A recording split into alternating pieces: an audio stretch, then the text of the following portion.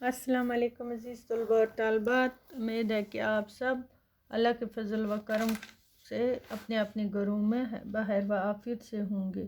پیارے بچوں، ہم جماعت 7ویں کو اردو پڑھیں گے۔ آج ہمارا موضوع ہے اخلاق نبی پاک صلی اللہ علیہ وسلم کے بارے میں۔ تو بچوں، ہم کچھ واقعات اس میں پڑھے حضور پاک صلی اللہ علیہ وسلم کے بارے میں، آج اس سے آگے پڑھیں گے۔ پیج نمبر آپ 21 سے 22 سے شروع کریں گے۔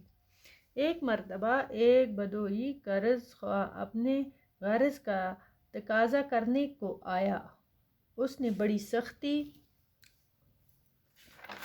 سے اور غصے سے تقاضا کیا اور کہا۔ آپ صلی اللہ علیہ وسلم کے صحابی نے اس بدوئی سے کہا کہ کیا تم دیکھتے نہیں ہو کہ تم کس شخصیت سے بات کر رہے ہو؟ اور کہنے لگے، میں آپ تو اپنا قرض طلب کر رہا ہوں۔ حضور پاک صلی اللہ علیہ وسلم نے اپنی ساتھیوں سے فرمایا، اس کی حمایت کرنی چاہیے کیونکہ یہ اس کا حق ہے۔ پھر اس کا حساب بے باک کرنے کا حکم دیا اور اس کے حق سے کچھ زیادہ اسے دلوا دیا۔ تو ایک دفعہ حضور پاک صلی اللہ علیہ وسلم نے زید بن ثنا سے 80 مسقال سونا اس شرط پر لے کر ایک بدوئی کو دے دیا کہ وہ مقررہ وقت پر اس کے بدلے میں کھجوریں دے دیں گے۔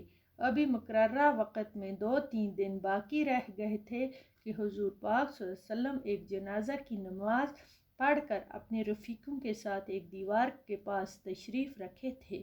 زید نے حضور پاک صلی اللہ علیہ وسلم کے کرتے اور چادر کے پہلو کو کھینچتے ہوئے نہایت بد مزاجی اور سختی سے قرضہ ادا کرنے کو کہا۔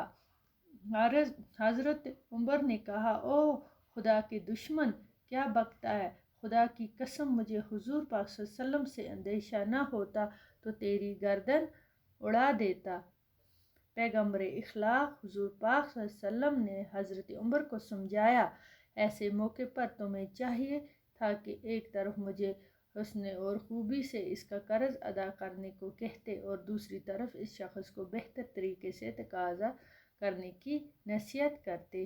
پھر فرمایا، جاؤ جا کر حساب کر دو اور ڈانٹنے کے بدلے میں 20 سایہ کھجوریں زیادہ دے دو۔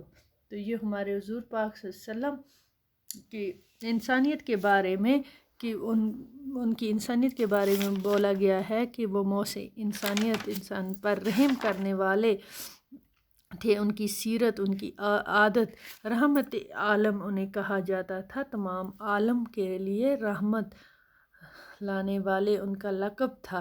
تو بچوں، آج اتنا ہی پڑھیں گے، کل آگے بھی پڑھیں گے اس کا دوسرا حصہ۔ خدا حافظ۔